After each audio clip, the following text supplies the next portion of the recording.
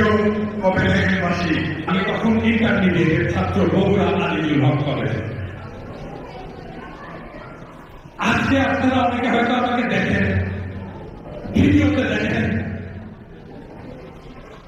মানুষজনকে উত্তেজিত করে তুলি, বিপ্লবের কথা বলি, লড়াইয়ের কথা বলি, একটা লড়াকু পিনাকি আপনাদের সামনে হয়তো দেখা দেয়, কিন্তু ছাত্র জীবনে ওই সময় ইন্টারমিডিয়েটের পিনাকি একজন অত্যন্ত নম্র, মাথা নিচু করে চলা একটা সাধারণ বালক। এই পিনাকি আজকের পিনাকি হয়ে ওঠার পেছনে কারণটা কি ছিল? খুবই সামান্য একটা কারণ।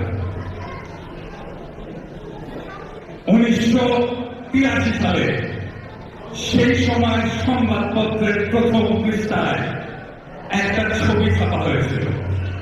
ঢাকা বিশ্ববিদ্যালয়ের কয়েকজন ছাত্রীকে পুলিশ লাঠি দিয়ে পিটাচ্ছে। ওই একটা ছবি আমার জীবনকে পাল্টে দেয়। আমি ওই দিন শপথ নিই, এই স্বৈরশাসক, এই পুলিশ, এই রাষ্ট্র, এর বিরুদ্ধে বিদ্রোহ করে একে পরাজিত করতে হবে, কারণ সে আমার বোনের গায়ে হাত দিয়েছে।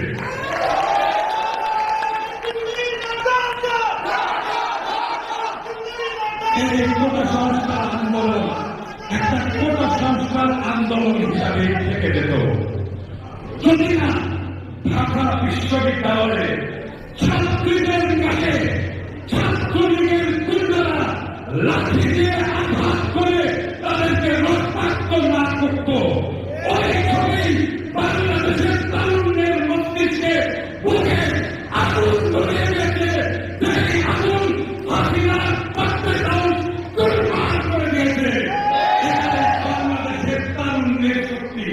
আমার বোনেরা, আপনাদের কাছে বাংলাদেশের তরুণেরা, বাংলাদেশের পুরুষেরা, আপনার সন্তান, আপনার ভাই, আপনার প্রেমিক, আপনার স্বামী হয়তো অপদার্থ।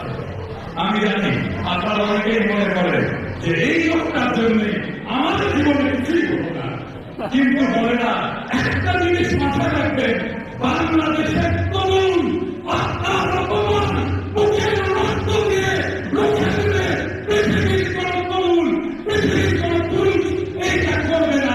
এটাই বাংলাদেশের তারুণ্য। এই তারুণ্যের সঙ্গে শেখ হাসিনা চুরমার হয়ে গেছে।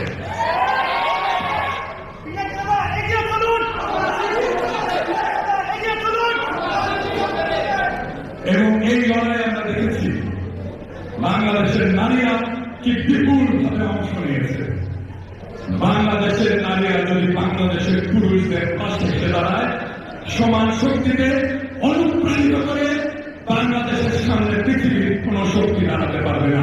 কোন বিজয় আমাদের কাছে আলাদা দিয়ে থাকতে পারবে না। সমস্ত বিজয় বাংলাদেশ অর্জন করবে এবং বাংলাদেশ পৃথিবীর বিষয় উঠবে।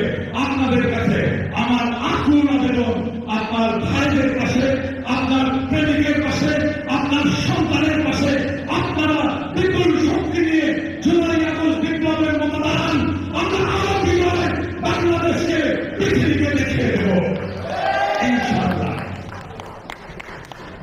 এখন আমাদের অনেকের মনে প্রশ্ন, বাংলাদেশের বিপ্লব কি রক্ষা পাবে? অনেকের মনে প্রশ্ন, এখন কি হবে?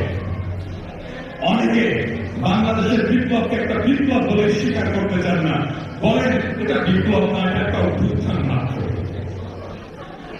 কোন ঘটনা, কোন ঐতিহাসিক রাজনৈতিক ঘটনা বিপ্লব নাকি বিপ্লব না, সেটা নির্ভর করে বিজয় অর্জনের পরে, হাসিনার পলায়নের পরের কয়েক বছর আমরা কিভাবে বাংলাদেশকে গড়ে তুলব, সেটার উপরে নির্ভর করবে এটা বিপ্লব ছিল নাকি ছিল না। আমাদেরকে নতুন রাজনীতি তৈরি করতে হবে, আমাদেরকে নতুন রাজনীতি তৈরি করতে হবে। বাংলাদেশ পুরোপুরি বদলে গেছে। এই বিপ্লবের আকাঙ্ক্ষাকে ধারণ করবে এমন রাজনীতি আমাদেরকে গড়ে তুলতে হবে। কি সেই রাজনীতি? আপনাদের মনে অনেকের প্রশ্ন থাকতে পারে। সেই রাজনীতি খুব সিম্পল, খুব সাধারণ, চারটা রাজনীতি। সেই রাজনীতি আমার রাজনীতি, সেই রাজনীতি আপনার কি সেই রাজনীতি? 1 নম্বর, বাংলাদেশের মাটিতে আওয়ামী রাজনীতি কঠোর রচনা করবো আমরা।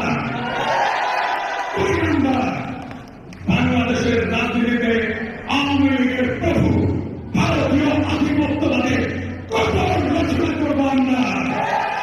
3 নম্বর, বাংলাদেশে আমরা একটা সাম্যের সমাজ কায়েম করব। 4 নম্বর, বাংলাদেশের সমাজে আমরা ইনসাফ প্রতিষ্ঠা করব।